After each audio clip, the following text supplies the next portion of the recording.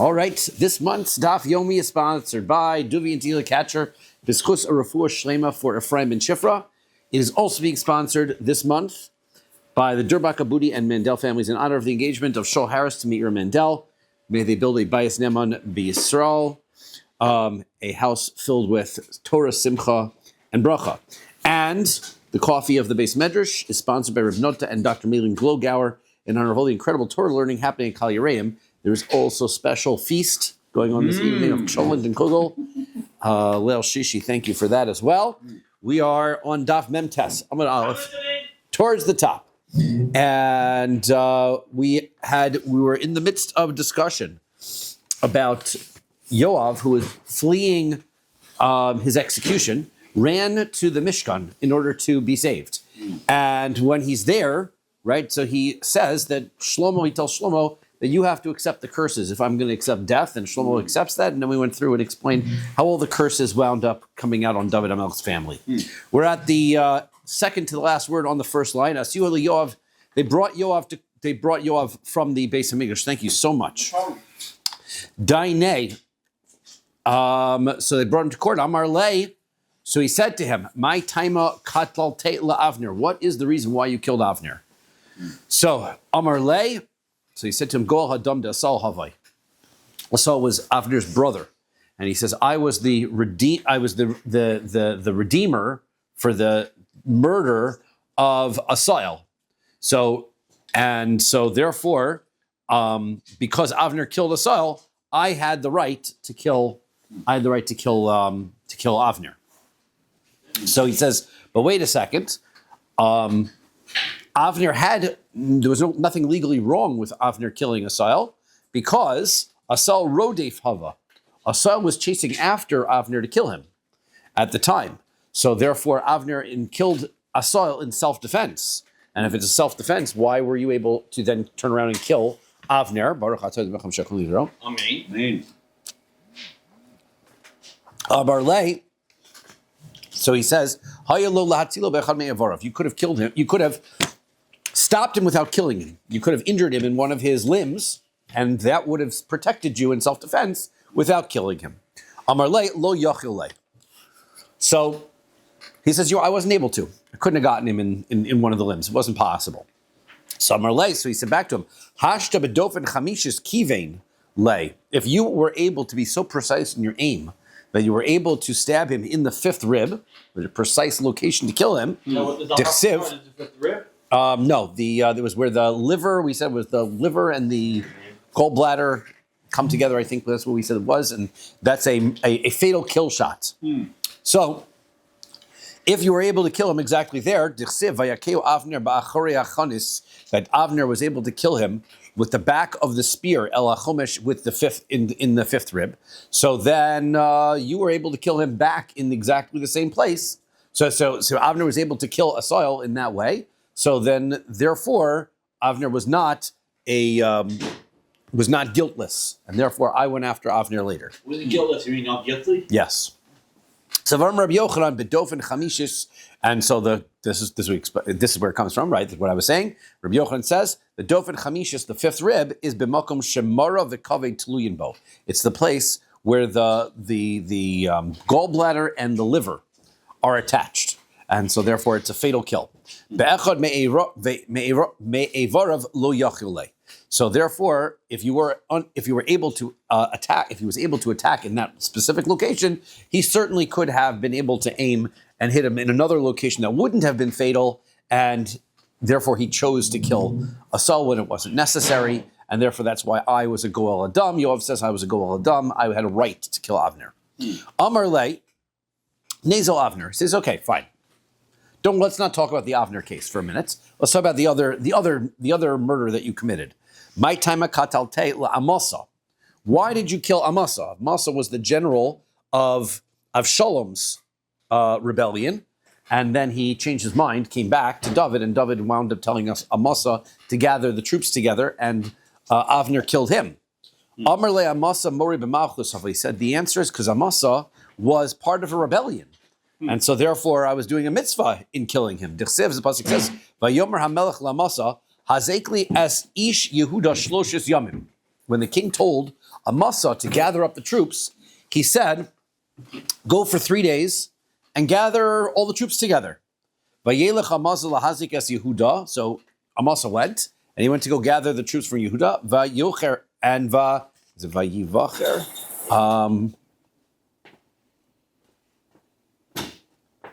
Vayocher, right? And he delayed, right? He didn't gather all the troops in the amount of time that he was supposed to within the 3 days. So therefore he didn't listen to David HaMelech. And that's why, because he didn't listen to David HaMelech, he was a rebellious person, and that's why I killed him. So Amar Le, Amasa, Achin Varachin Dorish. Ashkechinhu, he said to him, Amasa was a Torah scholar, and he was able to learn whenever the word ach or rak is written in the Torah, it has a specific purpose in order to limit, right? Only both of those are, ach and rak are both sort of only, except for the circumstance, meaning it's a limiter which describes that there's a certain circumstance where some phrase does not apply. He was able to apply all of those circumstances, and that's why he understood that he had more than 3 days. We're going to see the case. He had more than 3 days in order to gather the army, and you are wrong that he was not Mori b'Malchus. So Ashkechinhu, the psiach lehu b'Mesechta. He went to Yehuda in order to gather the army, and he walks into the base medrash, and everybody just started learning. Everybody just started a new thing of learning. So Amar Ksiv, it says, the pasuk says, Kol ish asher yimras picha v'lo yishmas devarecha, about a king. It says anybody who rebels against the king, doesn't listen to the words of his mouth, the chosher tzitzavenu, you must. Anything that he commands him shall die. So yachol afilu divrei Torah. That might mean that even if the person's involved in learning Torah, so then they also have an obligation to listen to the king. Talmud Lomer, the pasuk says, Rak chazak v'matz. Only you should be strong, right? So now what does that only? Means that there's a limiter. So therefore, you are allowed, you are told to listen to everything the king says, unless they're involved in some learning Torah aspect. So since that's what happened to Amasa. He got there in order to gather the army, and he found everybody learning. So he said, okay, I can't interrupt them. So he let them learn for a little bit longer. And so Yoav was incorrect in presuming that Amasa was delaying intentionally, and he killed Amasa illegally. Ella hu gavar mori b'malchus hava. So rather, this fellow was a rebellious person. The pasuk says, "Vashmua ba ad Yoav." He says, Yoav, you're the one who's rebellious, because the word had come to Yoav. Ki Yoav nata acharei Adonia. Yoav himself, later on, when David HaMelech was old, and the question was who's going to become the next king, so Adonia decides he's going to gather. Adonia was the son. That was his name. It was the dame. He was the son of David HaMelech, and he said, "I'm going to start my own, my own coup," and he was going to gather people together to follow him instead of Shlomo. So Yoav followed Adonia.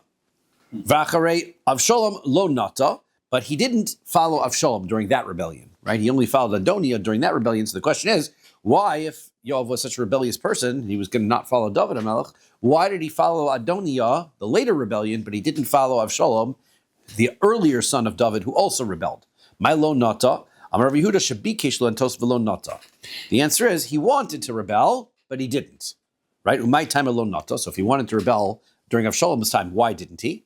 Rabbi Elazar adayin lechluchis shel David kayemes. He says David HaMelech was still young at that time, so he didn't have the guts to challenge David's authority during the time that Avshalom was doing his rebellion. But later, during Adonia's rebellion, and he perceived that David HaMelech was weak, now's the time for the rebellion, and he followed that rebellion.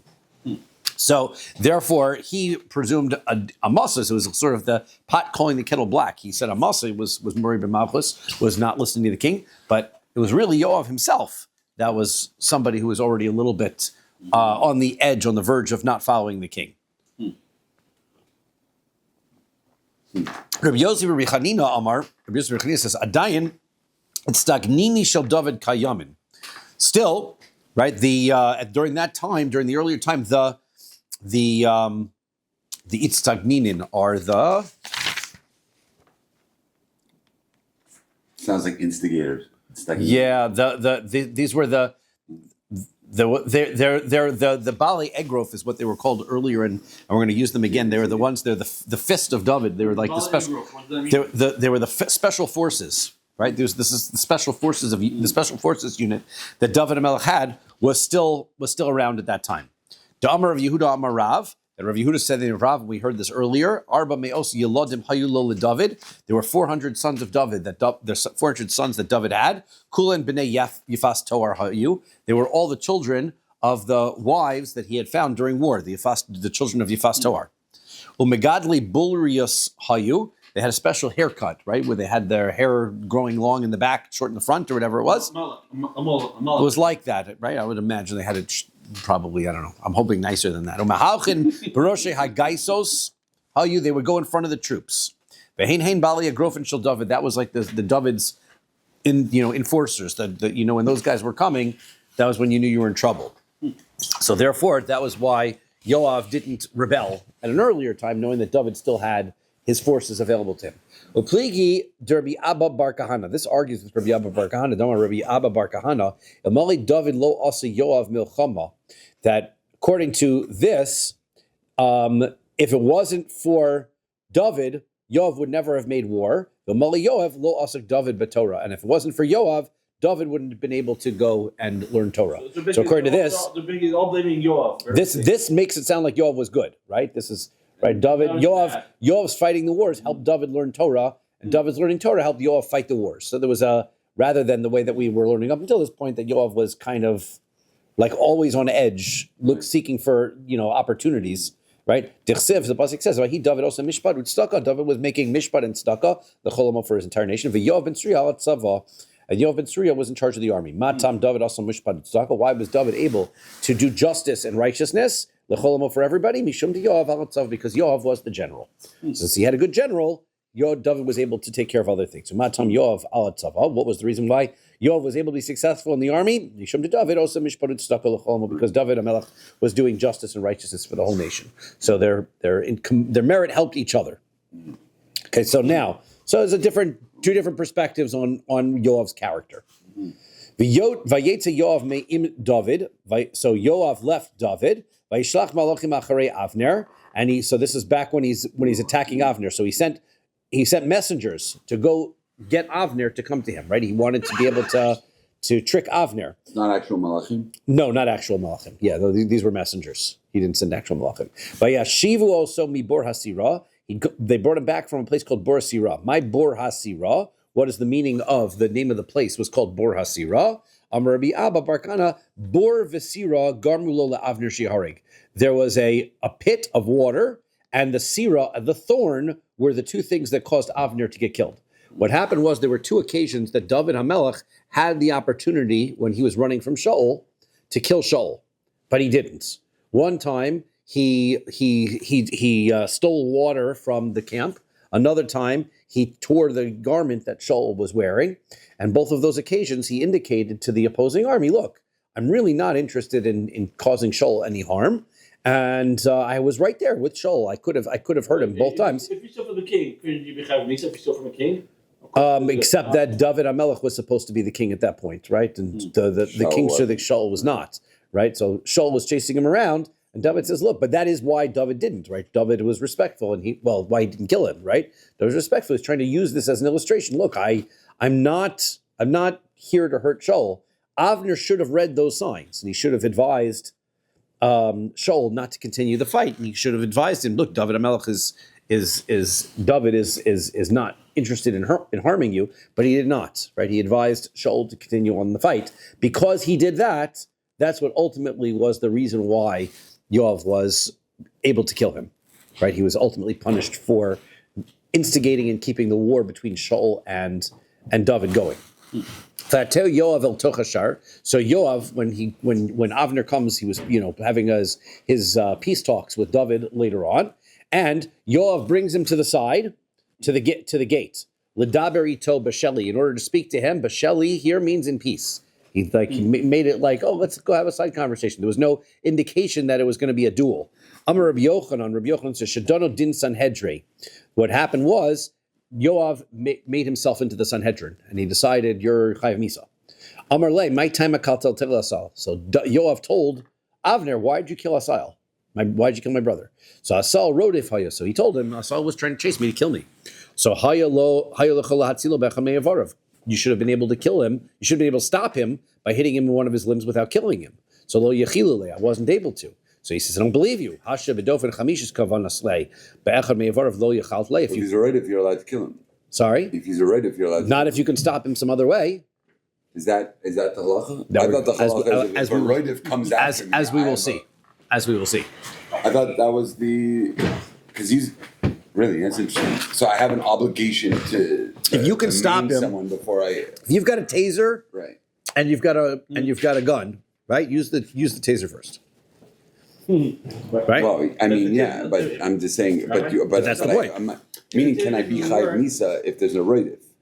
Can I be chayiv misa if there's a roidiv? So he's claiming that I'm not saying don't try not to kill him. I'm saying I thought there was a. You have to be sure that you can stop him, right? Right. Because if the taser doesn't work, then you should have not in an area where you won't kill him.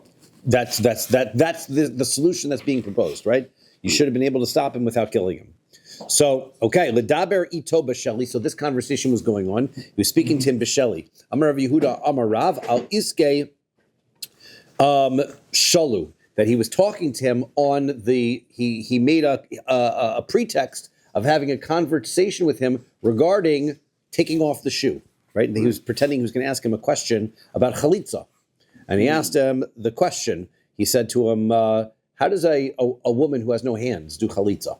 Right, you're supposed to take off the shoe, right? Spit in it. But you can't. But the spitting is not a problem, right? But how do you take the shoe off? Right, you're supposed to take the shoe off. She has no hands. So he bent down in order to illustrate how you can untie the shoelace with your teeth. And when he bent down, he was in a vulnerable position. Vayakeu sham el hachomesh. So Yoav hit him, attacked him, and stabbed him in the fifth rib, as vengeance. Killed him the same way that he killed his brother. Amar Rabbi Yochanan b'dofen chamishis mokom shemara v'kavei tluyin bo. Right, exactly in the same location, which was where the gallbladder and the liver are attached. Ve'shiv Hashem es damo al rosho, and Hashem caused the vengeance upon him on his head. Asher paga b'shnei anashim tzadikim v'tovim mimenu, because Yoav had killed two people who were greater and more righteous than him.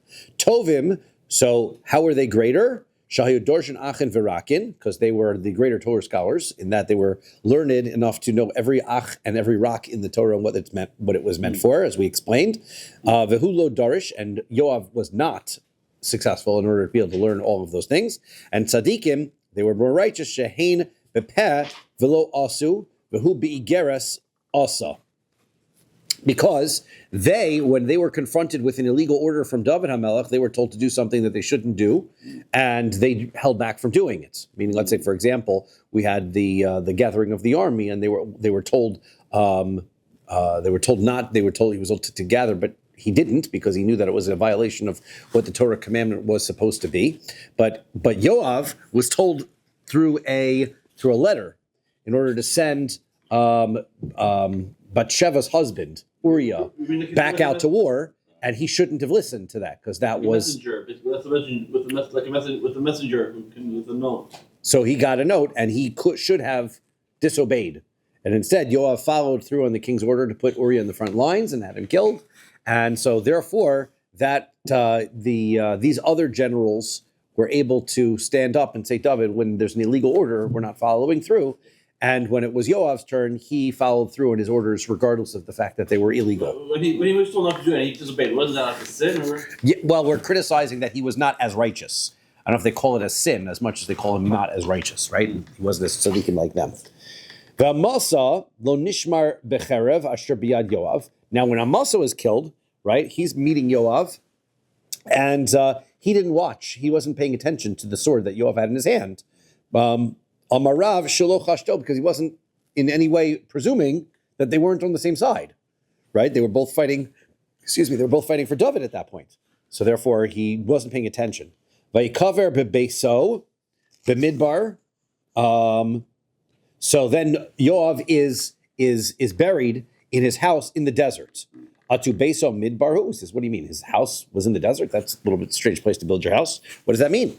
So Amar Rabbi Huda, Amar Rav, Rabbi said, Rav, Kamidbar, his house was like a desert. Ma midbar mufkar lekol, just like a midbar has no property that belongs to anybody. Everything there is just left ownerless. Hefker. So therefore, af beisel shel Yoav mufkar lekol. So to Yoav was such a righteous person, he would distribute money to the poor. Everybody was able to just come and get what they wanted from his house, and he was distributing to the poor. Davar achar, another explanation. Kamidbar, it was like a midbar. Ma midbar menuka migezel va'arayos, just like the desert has no thievery or inappropriate relationships, right? There's just nothing out there. So af beisel shel Yoav menuka migezel va'arayos. So to Yoav's house, as much as we were criticizing his character up until this point, he was clear of any thievery or any inappropriate relationships. Isn't Israel a desert and you built houses there? How does that work? Sorry, how was what? Israel is basically a desert. Israel's a desert, right? And you built houses right there. Not all of Israel is a desert, right? Yeah. And they were not talking about the locations of the Negev and places like that, which were desert. So Yoav Yichya Ashar Ha'ir Amar Rav Yehuda Afilu Munini V'Tzachanta Ta'im Paris Lahu. So Yoav would cause the entire city to live. That's what the pasuk in Divrei Yamim says about him. So it says that Rav Yehuda says even small fish that Yoav had, he would distribute them in hearty quantities to the poor people of the city. Smaller than sardines, or whatever the fish were. Yeah, dogim katanim. What does he say about dogim katanim? He says monini was some kind of small fish. Sha'ar here, the leftovers, the whole city, or like the. It says here, Lania, right to the poor people. He says he distributed them. It doesn't say that who he distributed them specifically, right? He says, "Munini dogim katanim, but tachanta min dogim katanim." It's a type of small fish. So he would meshach lehem lemizonos lanim shehir. He would hand them out as food to the poor people.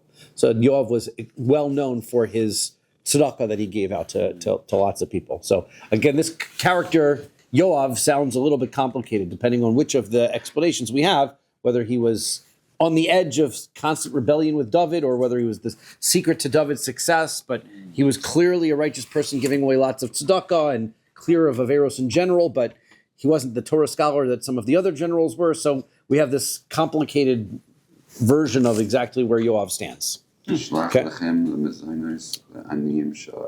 Yeah. Right. So Hadron Alach Nigmar Din, Hadron Alach Nigmar Din, Hadron Alach Nigmar Hadin. Okay, on to Mem Tesla Base. Next parak. Arba misos nimsru lebesin. There are 4 types of death penalty that Beis has in their arsenal. Skila, streifa, hereg, v'chenek. Right? Stoning, burning, beheading, and strangulation. Rabbi Shimon Omer, streifa, skila, hereg, chenek, v'hereg. And so Rabbi Shimon says it's burning, stoning, strangling, and then beheading.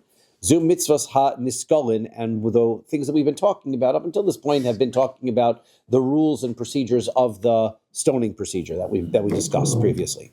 Says the Gemara, Amar Rav, Rav said Rav Sechora, Amar Rav Huna, Kol makom sheshanu chachamim derech minyan ein mukdam umeuchar. Whenever the Mishnah lists certain things, like we have arbos nazikin hain, there's 4 types of damages that we have, or whatever these kinds of Mishnahs that we have a list. There's no order to the list. There's not like the list comes in a specific order, except chutz mishiva simanim, or for example, in one Mishnah that talks about the 7 detergents, right? So the halacha is that we have to be able to determine whether blood that a woman sees comes from her being a nida, or whether it's this red that's on her clothing comes from another source. If you nida, you mean like a virgin or whatever it is? No, nida meaning that she's menstruating, right? Not a basula. Basula would be virgin blood. This is a nida, right? She's having her period. So therefore she becomes tamei in that circumstance. We have to be able to find out whether this red that she has on her garment is blood or it's not. So the way that we need to find out is we're going to apply several detergents, and these detergents get blood stains out.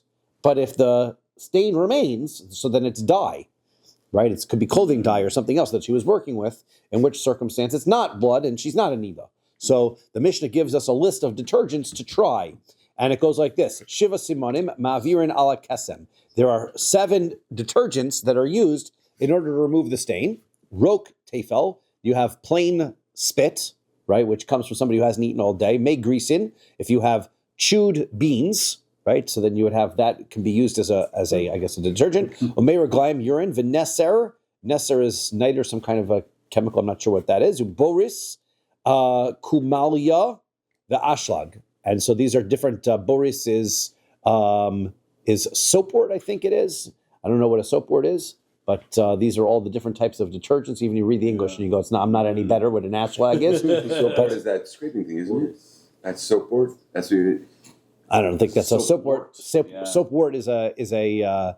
I don't know. I'll try to. I'll Google them. Borax, right, on borax, right? Something like that. So I'm going to try to. I'll try to Google some of them and see what we can find if I could find anything of these things. But in any event, Uktani Seifa, the end of the Mishnah says, "Haviron shalok kisidron." If you don't follow this order, right, you're supposed to start with the first ingredient and then go to the second and then go to the third and go to the fourth. Oh, shaviron shiv osun kechor. You put all 7 of them and you mix them together and you put them all at once. Lo asav lo klum. Then that doesn't prove anything. That's not the proper way that this detergent works. You've got to use one at a time. So therefore, this Mishnah, it says that there are 7, and then it lists them. It means in order. Generally speaking, that's Mishnah. A recipe for one detergent. That's what it sounds like. Yeah, you do use one after the other, and then that once you've done all 7 of these 7 steps, then you follow the procedure of trying to clean it. We didn't have to Right? hide back in the That's so therefore, now the point though being that the number 7 generally doesn't mean that there's an order. This Mishnah, it does mean there's an order. Rav Papa Saba Mishmei de Rav Amar Av Arba Misos. This is also the case of our Mishnah. That's why we're bringing this issue here. Our Mishnah is the same way. It says that there are 4 types of death penalties, and it means to indicate that there's a level of severity. There's a hierarchy. One is more severe than the other. Mida kamaflig Rabbi Shimon. Because how do you know that? Because Rabbi Shimon argues, right? We said here's 4 types of death penalty, and then we list them, and then Rabbi Shimon says the same 4. But the point is, he says them in different order. So therefore, the order is important. So Shema Mina Dafka Katani. So you can see clearly that it's this order. So what difference does it make? If you do 2 averos and you're high of 2 death penalties, and you can only get killed once, you get the more severe of the 2. Which is like stoning, right? Which depends if you're Rabbi Shimon or if you're the Rabbanan. If you're the Rabbanan, it's stoning, and if you're Rabbi Shimon, it's Seifa, right? So ve'idach beplugta lo kamairi. So therefore, so shma mina dafka k'nais. Ve'idach, the other opinion, he says, why doesn't he list this Mishnah about 4 as one of the ones that are also requiring an order? Why do you only list the Mishnah about the 7? The answer is he wasn't counting one where it clearly specifies in the Mishnah there's an argument, right? Obviously, that's one that there's an importance to the order. And Rav Papa Amar Af Seder Yuma. Rav Papa says, I'll give you another example of Mishnah that the order is important. The order of the service in Maseches Yuma. The Tanan learn the Mishnah. Kol Ma'aseh Yom Kippurim Amurim Al Seder. Anything that's listed as the Yom Kippur service is supposed to be done in order, right? Based on this order, Im Hiktim Ma'aseh Chavero Lo Asav Lo Klum. If you go out of order and you skip a step, the thing that you did out of order doesn't count. You got to go back and pick it up from there and redo something that you missed. The idach. So why didn't they count that one as one of the mishnayos that the order counts? Ahu chumra bialma. That is different because of the stringency of the day of Yom Kippur. So since Yom Kippur is a stringent day, it has different rules than, so that Mishnah for sure is in order, right? That's the whole point of it. Rav Huna Breder of Yeshua Amar, Rav Huna Rav Yeshua says, Af Seder Tamid. Also, the order, the Mishnah that talks about the order of the steps in order to do the Korban Tamid. Diktani, Allah, Zehu Seder Tamid. And we learned in the Mishnah on that, this is the order of the Korban Tamid. Ve'idach, what about the other opinion? What does he do? And why doesn't he count that as something that needs to be in order? Ahu lemitzvah bi'alma. That is only not required. It's a mitzvah. It's best if it goes in order, but if you skip a step, you don't have to go back. So therefore, the order counts, but it's not critical. It's not the same thing. Well, like we had by the Nida case, where if you skipped a step, then what didn't work at all, or right? So lafuke mitzvahs chalitza. That comes to exclude, for example, where we've got a Mishnah that outlines, for example, the stages of chalitza. The Mishnah outlines the stages of chalitza. The order of the steps are not relevant. Ditznan, as we learned in the Mishnah, mitzvahs chalitza, when we've got the mitzvah of doing chalitza, so this is what you do. Bahu v'yavam to lifnei beis din. So the guy comes and the woman comes to beis din. Hayu nosdin lo etza halgeneslo. They gave him good advice. What does that mean? They took a look and they saw he's 72, she's 16. Not a good thing for you guys to get married. So probably you should do chalitza, right? They took a look at their. She's too old. Right, so that's right. So they, taking a look at this particular circumstance, they would give him advice whether you should get chalitza. So they gave him advice. Shenema v'karu lo ziknei iro. The elders of the city called him over. V'dabru elov, and they spoke to him. V'hi omeres, and now they've decided they're going to do chalitza. So she says, me'ein yivami. He's refused to do yibum with me. Okay. V'hu omer. So he says, lo chafatzti lekachta. I don't want to take her. Right, I'm not going to marry her. Ubelashon hakodesh hayu omrim, and they would say it in lashon hakodesh. V'nakshayim to a love le'enei hazakenim. She would come close. The yavama would come close to him in front of the zakenim. V'chaltza nalo. She would remove the shoe. V'yarkab b'fanav, and she would spit before him. Ro kanira ledayan, enough spit that the judges can see, so they have to be able to visibly see that she did it. V'ansa. And she would speak out, and she would say, "V'amra kacha yaseh leish." This is what says. This is what should be done to a person who doesn't uphold his brother's household. V'nikra shemo b'Yisrael, and he should be called in the Jewish people a house of the removed shoe. V'amar Rav Yehuda. So Rav Yehuda says, "Mitzvah chalitza korah v'korei choletzes v'rokekes what am I saying here?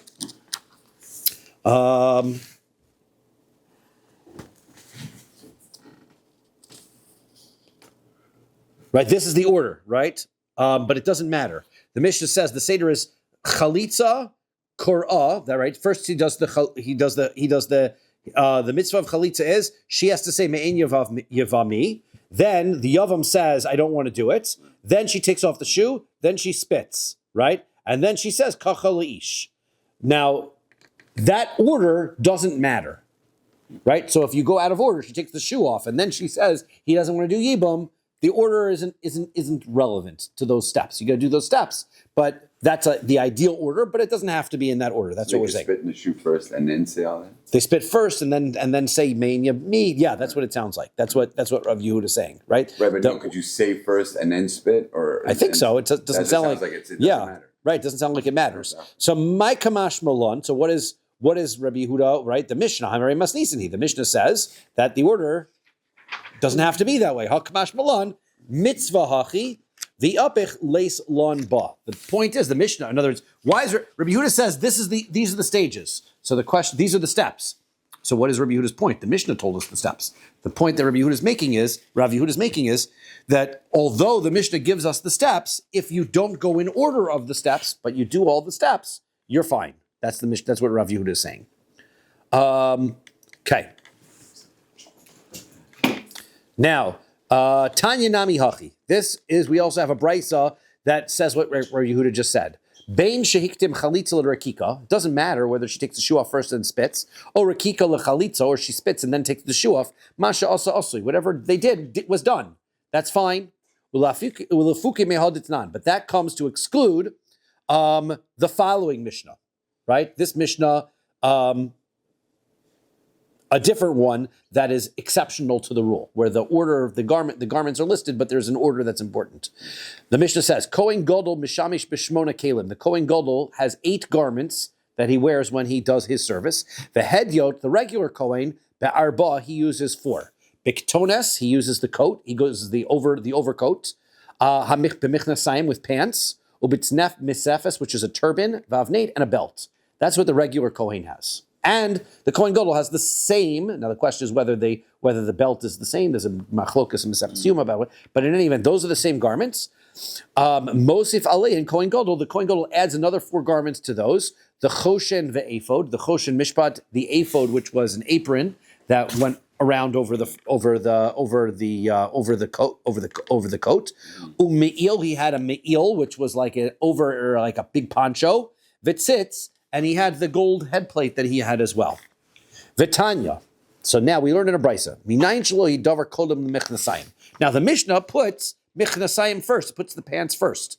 So why does the Mishnah do that? Because the Mishnah intends that the pants have to be put on first. That's the first thing you got to put on.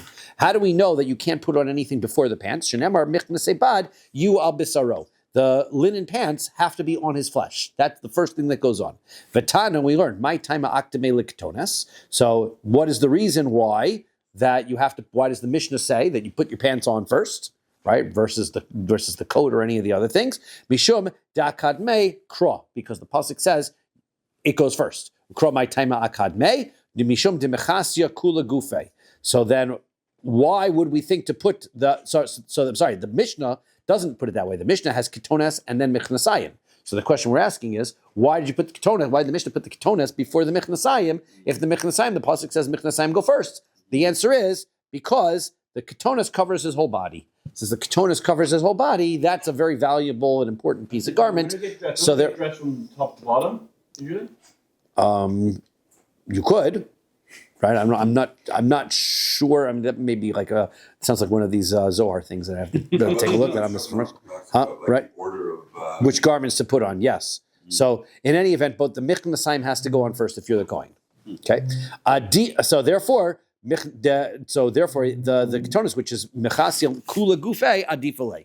That's a better garment. That's a more important garment to him. So therefore, the Mishnah puts it first, despite the fact that the michnasayim have to go on first. Okay, so this Mishnah is the excluded rule in that the order is actually the wrong order, right? Normally we have the list. In this Mishnah, the order which starts with ketones is actually the wrong order. That's not the order to put it in, but it's intentional. Okay, so now we'll move a little quick through this section, which is essentially now what we've got is 4 types of misa. And so just know what we're looking for in this section, and it can go pretty quick.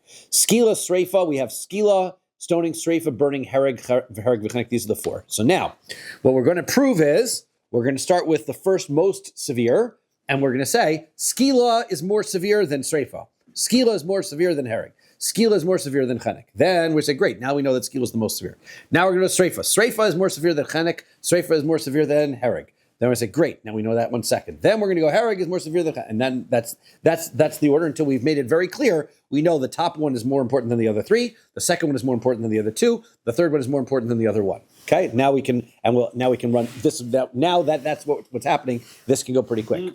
Okay, Skila Chamura Misreifa. We know that Skila is more, according to the Rabbi, this is according to the Chachamim's version, Skila is more important, is more significant than burning. Shekain, nitna lemegadef lo avodas gululim. Because that's the punishment that goes to somebody who violates the most important averos in the Torah, somebody who blasphemes against Hashem or worships avodah zarah. My chumre, what makes those more severe? Shekain poshe yoda beikar. That's the most important foundational beliefs of Judaism, and that's the punishment for disbelieving them.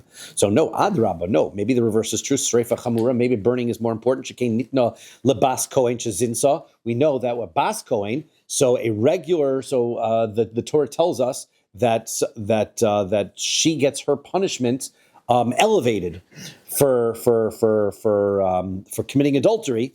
So she's going to get a punishment of sreifa. And so, therefore, we see that maybe Sreifa is the highest one.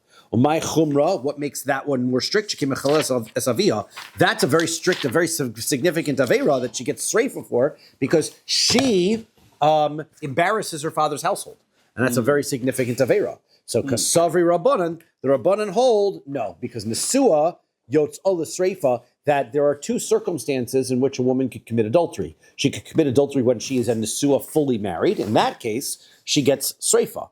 But arusa, velo arusa, but not in the case of an arusa. Arusa is when she's only had the erusin. That's where the punishment should be more severe, right? And that, the pasuk only gives her skila. It doesn't elevate her punishment to sreifa. According to the Rabban, Shmuel holds differently than that. Rashi takes this last line out of Miyafka Rachmana. He takes that line out and says that he has this long Rashi here and says that's the part. It sounds like it comes from a Gemara later on.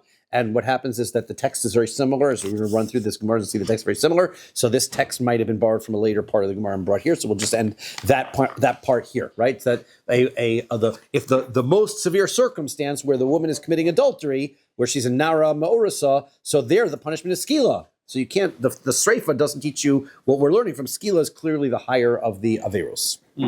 Okay, so Skila, so we know that Skila is higher than Sreifa. That's what we got. Now, Skila Chamur Misayef. Skila is more severe than being killed by beheading. Because we said it's the punishment that goes for somebody who blasphemes or worships Avodah Zarah. Umay Chumra, what is the stringency? Kedamran, like we said, those are the most severe Averos. Adarabba, no, Sayef Chamur. Let's say that the beheading is more severe. Because that's the punishment you give to a whole city that worships Avodah Zarah. Umay Chumra, what's the stringency there? Shekain Mamona and Avad, because that punishment is so severe, that Averos is so severe, you got to even destroy their money.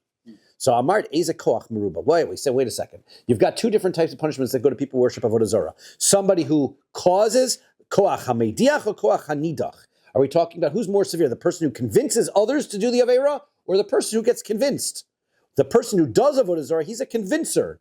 So therefore, Haviyomer Koach HaMediach. He's the worst one. The person who gets convinced isn't as bad. The Yerdidachas is somebody who gets convinced. So if they get convinced, they get the lesser punishment than the person who does the convincing. And we learned in a brisa that somebody who convinces a whole city to worship Avodah Zarah, that person gets skila. So you see, skila is more important than sayif.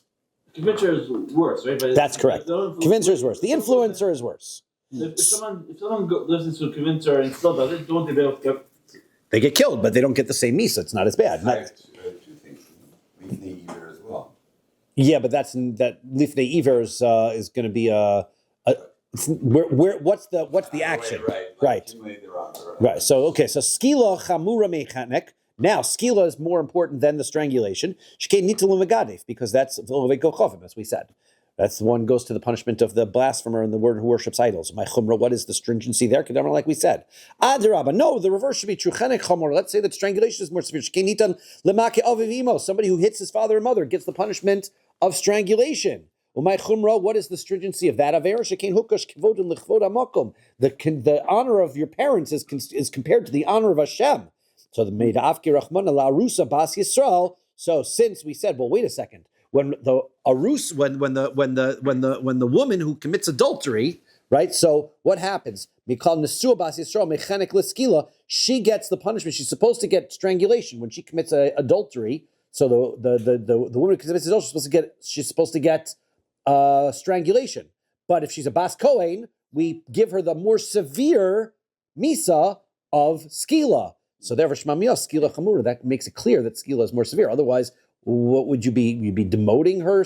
That makes no sense. You're clearly making the death worse. Therefore, it is an elevation. Skila is worse. So therefore, the avera. Sorry, not by the bas kohen, but by the woman who's married and the nara ha'ma'orasa when she's before being married. Before she's married, she's worse because she's still in her father's household, and so she not only is the avera hers, but it's a avera against her father's house. So therefore, that avera is worse. The avera of committing adultery is chenek. The avera committing adultery when you're nara ma'orasa is skila. That's worse. Therefore, the punishment of skila is more severe than the punishment of chenek. Now, sreifa. So now we know that skila is the worst. Now we go to the next level. Sreifa is chamur misayef. We know sreifa is more stringent than the sword. Shekei nitna lebas kohen shazinsa, because we know that's the punishment that the bas kohen who commits adultery, that's what she gets. So my chumra shekei mechalelas es aviha. Her punishment is worse because she embarrasses her father's house. No, adarabba.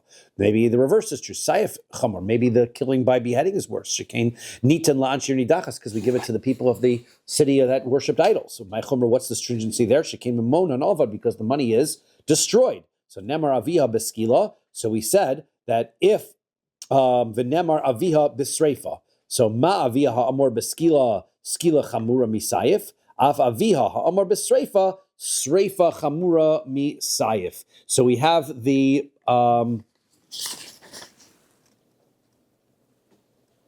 by the nara ma'orasa, where the halacha is that she's supposed to get skila, right there, the halacha she's supposed to get skila. We know that skila is more severe than the punishment of sayif, because that. So therefore, we learn exer shava from the word aviha to the other time aviha is written, which is by the bas kohen, and by the bas kohen it's written aviha also. Their sreifa also is the more severe punishment than than the Saif. This is not a logical argument. It sounds like a drush argument. This is like a drush. Yeah, from Exer Shava of Aviha.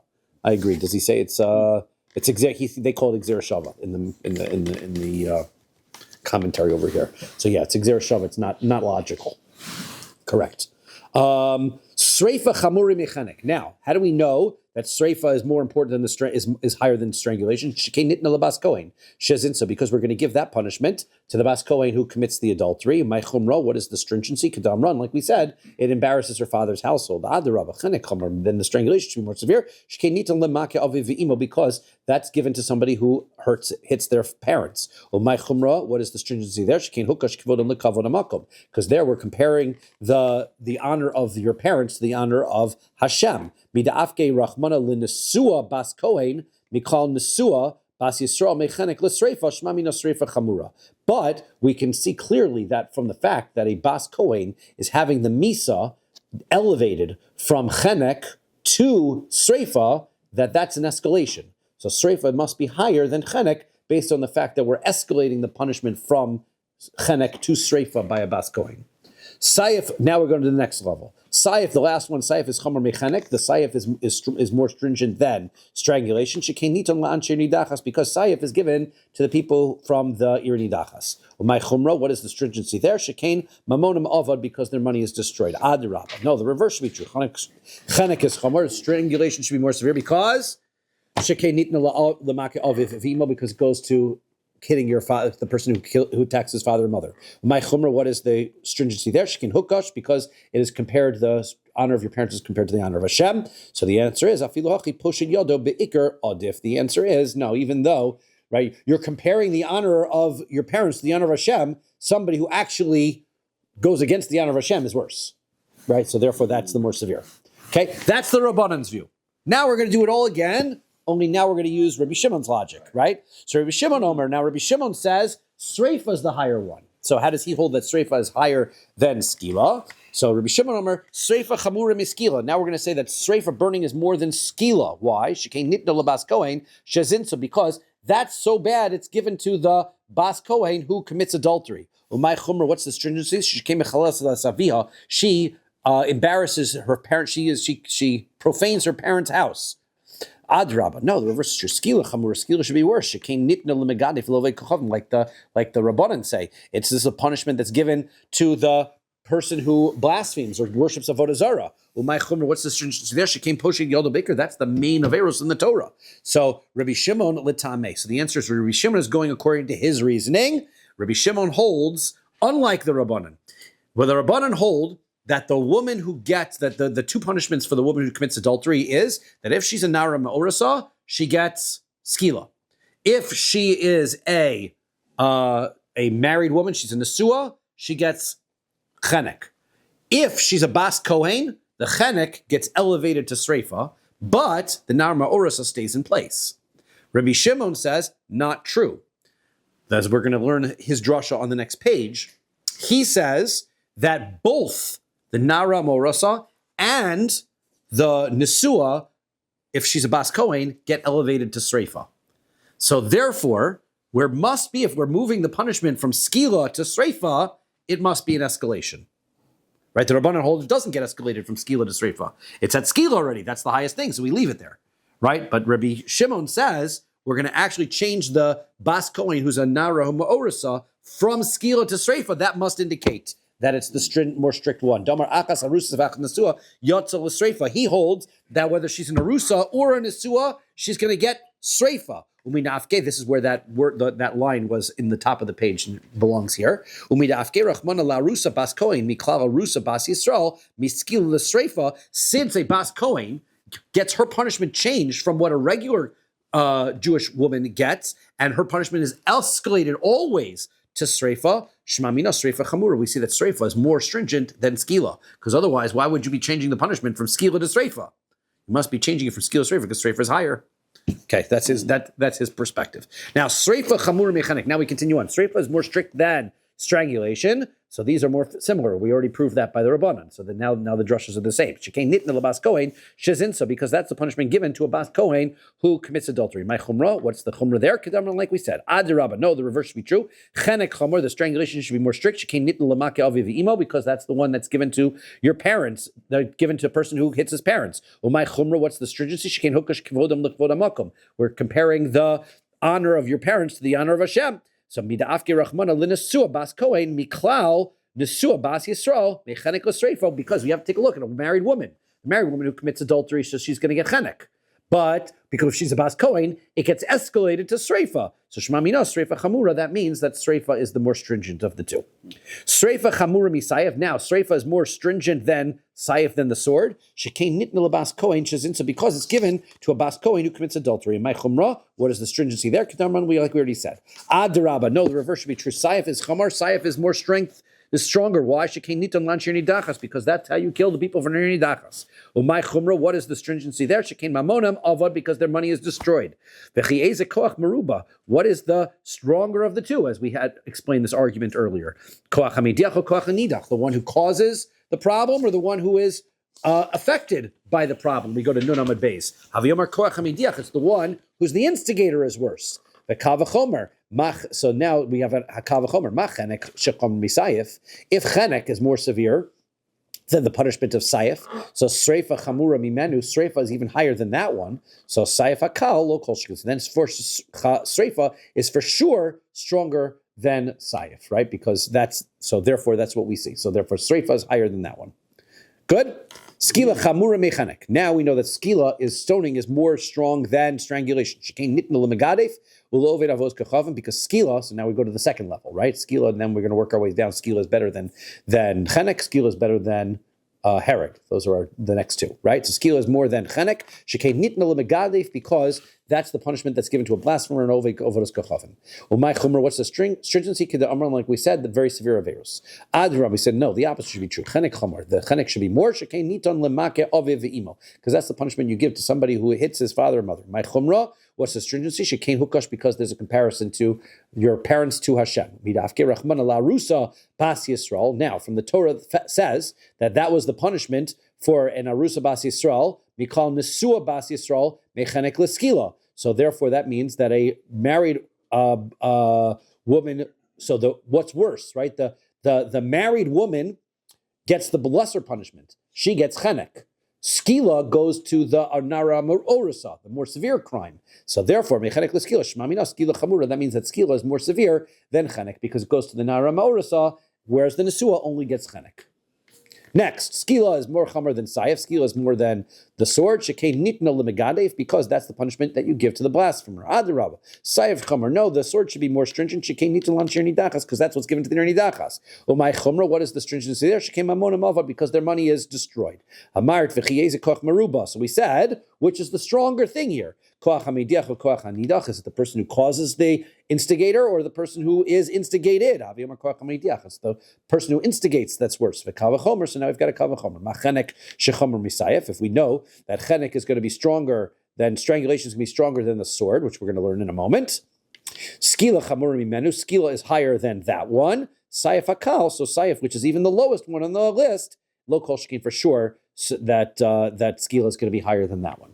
Now, how do we know that chenek is stronger than sayef? That's the next one. Chenek chamor misayef. How do we know the chenek is stronger? The strangulation is more than the sword. Because that's what's given to somebody who attacks his father and mother. My chumra, where's the stringency of that avera kedamran? Like we said, adirabba. No, sayef chumra. That sayef should be stronger. And again, this is another flip, because the Rabbanan hold that sayef is stronger than chenek, but he holds that chenek is stronger than sayef. So he says, no, sayef should be more. Because that's the irinidachas. My chumra, what's the strength there? Because the money is destroyed. So we're going to use the logic again. Which is more severe? Koach hamidiach or koach hanidach? The one who instigates or the one who has received the instigation? Havi omer, koach hamidiach. It's the one who instigates. V'tanya, we learn in a brisa, madicha irinidachas beskila. So the one who that we learned in a brisa, those who instigate from an irinidachas get skila. That's the Rabbanan's opinion. Rabbi Shimon Omer bechenek. Rabbi Shimon says one who instigates gets chenek. So therefore, that's why he disagrees. Chenek is the punishment of somebody who instigates. Hence, chenek is the more severe punishment than the sayef. Okay, good. Margala b'pumei de Rabbi Yochanan. Rabbi Yochanan had a very nice jewel in a saying that he had. Nara ha'ma'orasa bas kohen. If you have a Nara ha'ma'orasa, who's a bas kohen, shezinsa, so if she commits adultery, according to the Rabbanan, she gets skila. As we said, that's the Rabbanan's view, that the Nara ha'ma'orasa is going to get skila. But Rabbi Shimon says, even she gets her punishment elevated to the sreifa. Now, zinsa me'aviha baskila. So if, however, the person she commits adultery with is her father, so now she's done two averas, right? She's done avera of adultery also with her father. So now she gets skila. Rabbi Shimon Omer b'sreifa. Rabbi Shimon says she gets streifa. It's like he's cheating on his wife. Yes, that's true. Yes, Again, Kimberly the Rabbi. that's the point. My Kamash Malon. What is the point of telling us this? So the Rabbanan. So according to the Rabbanan, Nesua Yatza l'Sreifa velo Arusa. So according to the Rabbanan, the point of telling us this is that the married woman is the only one who gets Sreifa, right? That even though she commits adultery, right, she's only going to get skila, she doesn't get Sreifa if she's a Nara Ma'orasa. So that's the point that the Rabbanan are trying to make. And the Rabbi Shimon, according to Rabbi Shimon, Achas Arusa v'Achas Nesua Yatza l'Sreifa. So either way, they're going to go to Sreifa. The time of Mai, Mishum Dil Rabbanan. So the question is, why does she only get streifa? After all, what about the skila that she should deserve for having relations with her father? Because she did something inappropriate to get her father to be attracted to her? Well, the problem is the adultery, right? What she did before that is much less than what she did at that point. So, v'taima mai, mishum de rabbanan, skila chamura. The answer is because according to the rabbanan, skila is the more severe. So therefore, skila is going to be the punishment that she's going to get regardless. So therefore, she gets skila for the adultery and skila for being with her father either way. Rabbi Shimon, sreifa chamura. Rabbi Shimon says that sreifa is the more severe penalty. So therefore, since sreifa is the more severe penalty, despite the fact that she's chayiv skila for being with her father, she gets killed with sreifa because that's the more severe of the two. Kamleg ben Ramine, which is what we're saying. Nafkamina lamishin is chayiv b'shtei misos, and therefore this comes as a the distinction is, let's say you've got a person who is chayiv two death penalties. Based in nidon bechamura, based in gives you the more severe of the two death penalties. Which is stoning, basically. Which is like stoning. Which is, according to Rabbi Shimon, sreifa. According to the Chamim, skila. Okay? My Rabbi Shimon. Okay, so now, Rabbi Shimon, what is this drush that we keep saying that Rabbi Shimon holds of the fact that the Nara Ma'orasa, her punishment gets elevated from skila to sreifa? Where do we see, what is the source of, why is there an argument about whether the Nara Ma'orasa's punishment gets elevated or not? So Tanya, we learn a brisa. Rabbi Shimon says, Shnei klolos nemru b'bas kohen. There are two rules that were said about a woman who commits adultery who's a bas kohen. Gemara interrupts for a second. B'bas kohen v'lo b'bas Yisrael. What are you talking about? When the Torah talks about adultery, it doesn't talk about adultery for a bas kohen specifically. It talks about adultery for everybody. So ema af b'bas kohen. No, what Rabbi Shimon, what the brisa means to say is, when the Torah, there are two places the Torah talks about adultery. Period. Which includes a bas kohen, because she's a woman and she committed adultery. So therefore, the Torah is talking about adultery in two places, right? One time by a nesua, and one time by a nara ma'orasa. Okay, in circumstances where we could have two different punishments. V'hotzia kosev nesua miklal nesua. So by the circumstance of a nesua, the Torah says the punishment is chanek, is strangulation. By the nara ma'orasa, the Torah tells us the punishment is skila. Okay, that should be the rule by a bas kohen as much as anybody else. That's the rule. Now, v'hotzia kosev nesua mikal nesua v'arusa mikal arusa. Then the Torah tells us that a bas kohen who commits adultery gets a different punishment called sreifa. Now, it doesn't specify under what circumstance that different punishment is given. Therefore, I should assume it's in all cases. Whether she's a nara ma'orasa or she's a nesua, she's going to get sreifa. Makesh hotzi akasav nesua mikal nesua lahachmir. So therefore, I can deduce, just like when she's going to go from a punishment of chenek to a punishment of sreifa, that is an escalation of severity. Af keshotzi akos of arusa miklal arusa. Also, when she's going to no longer get the regular punishment of an arusa of skila, lahach, and goes up to a sreifa, that's also lahachmir, that's also a stringency. The Torah doesn't intend to tell you that a bas kohen goes from skila to sreifa in order to be lenient on her. It's a stringency, and that's why Rabbi Shimon comes to the conclusion that sreifa is more severe than skila, and it leads to all of the other droshos that come out from that. Okay? Now, the Brisa continues, Zomame Nesua Bas Kohen, if you have Edom Zomamim, who testify against a woman who's a Bas Kohen that she committed adultery, so if she gets punished, she would get sreifa. But the Edom Zomamim do not get that. So, Bechlal Zomame Nesua Bas Yisrael, V'Zomame Arusa Bas Kohen, Bechlal Zomame Arusa Bas Yisrael. So, the Edom Zomamim of a Nesua Bas Kohen are included as the same thing. They get the same punishment as Edom Zomamim who testify against a woman who is Bas Yisrael, who commits adultery, and the ones who testify about Arusa get the same punishment as somebody who testifies about a regular Bas Yisrael who commits Arusa. So the Edom Zomamim are going to get chenek or skila, despite the fact that they're testifying against a Bas Kohen who would get sreifa. Right, very interesting, and it comes from a drosha, which we're not going to learn until Sunday. So that'll be on the next page. Okay. So the Erison is considered. Yeah. Because that's the Rabban. You're not. Erison is not Derabanan. Erison is 100% Deraisa. Is it? Erison is where you give her the ring and say Hareyat Mekudeshli B'Tabazu. That's a kinyan, and she's married. That's it. That's Deraisa, you're married. That's Deraisa, yeah. So Bia isn't even like, it's not. Bia is also another method of you can do Erison, you can be Mekadesh through Bia as well. I thought we learned in Kedushin that Bia is and the other three were No. like Shtar. Kesef, Shtar, and Bia are all Deraisa. They're all Midoraisa. Yep. And so that's an absolute Deraisa kinyan, and if she commits adultery at that point, it's even worse than after she's in Nesua. I guess we'll stop here. Yeah. Okay. Okay. So yeah, why not? You too.